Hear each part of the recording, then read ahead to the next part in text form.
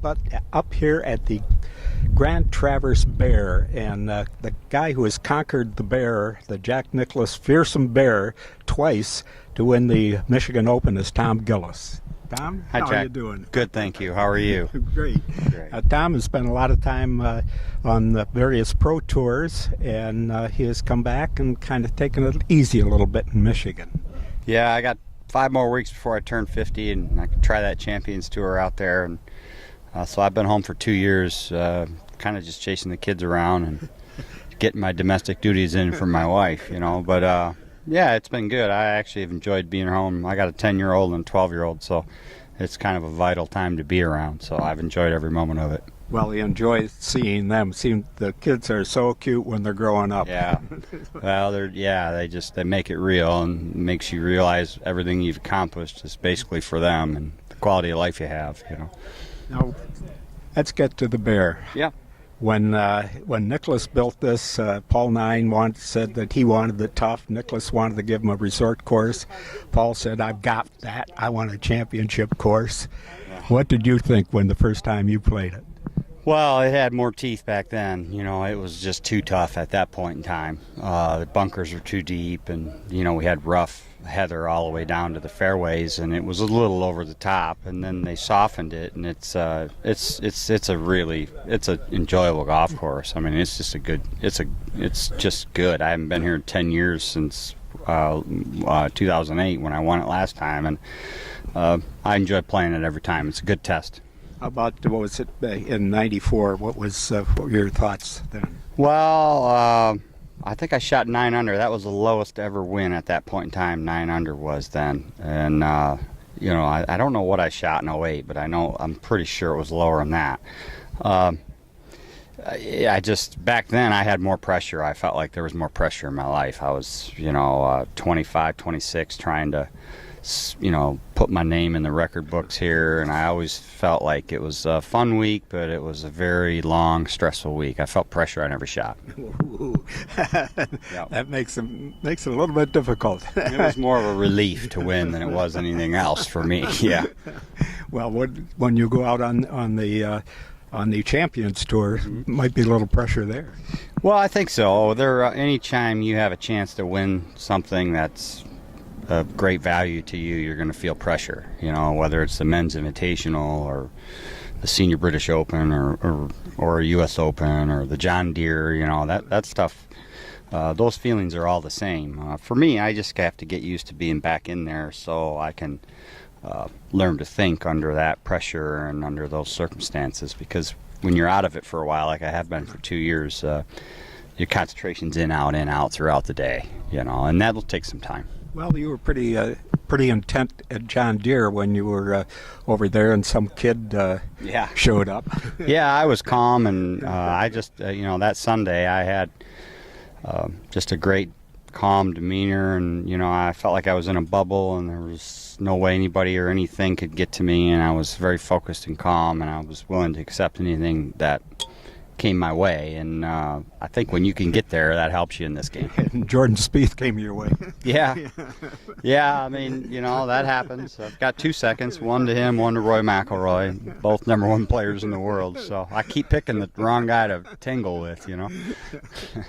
Now, when you went out on tour, you didn't get on the big tour right away. You did a lot of traveling. Yeah, it took me 12 years to get to the tour.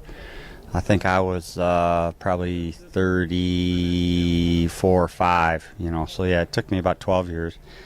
I spent 5 years on the European tour, a couple of years on the South African tour, 5 years on and off the many tours in the States, and then I lost all that in 2006, and I was off every tour, 07 and 08 with young kids, you know, so it was a bit difficult then, and we won here in 08 during that dark time, and it kind of propelled us to get going again and gave us confidence.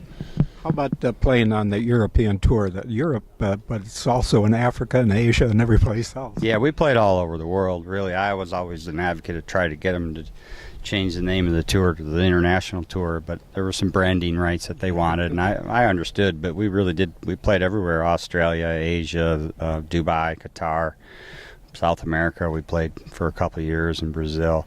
It was a Did you enjoy? Cool. Did you enjoy it? I enjoyed it probably more my first year, and then it became. And once you've seen the sights, it became work. The travel was very extensive, you know. And I didn't live over there. I kept coming back, so I'd go over for 4 weeks, come home for 2, and go over for 4 all year.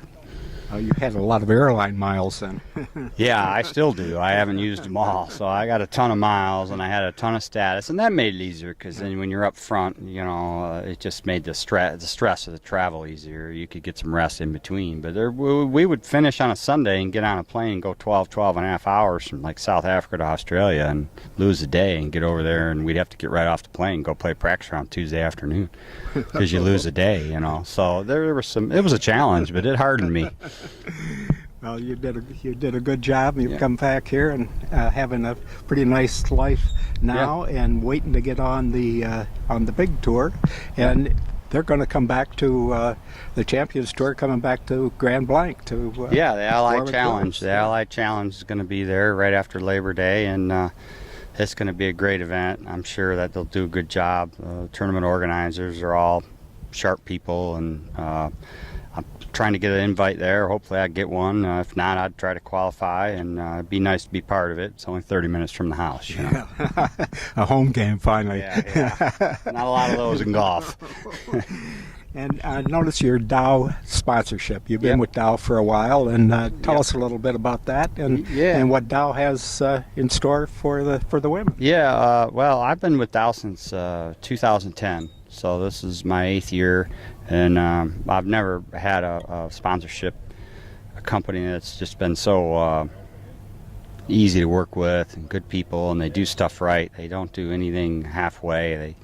We do a lot of functions, 4 or 5 functions a year, the Masters and various places, and everything's first class. They treat their customers great, and you know, the ladies are coming with the team championship next year, and I'm totally confident that the women are going to really have a great experience there. Well, that's a good golf course too, isn't it? Yeah, it is, and they got a good head pro there, and Jimmy Dieters, he's a super guy, and Dow's doing good. They got a new CEO, and Jim Fitterline, and he's just a super guy, and it's a solid company, and being from Michigan, I'm just proud to be part of it, to be honest with you.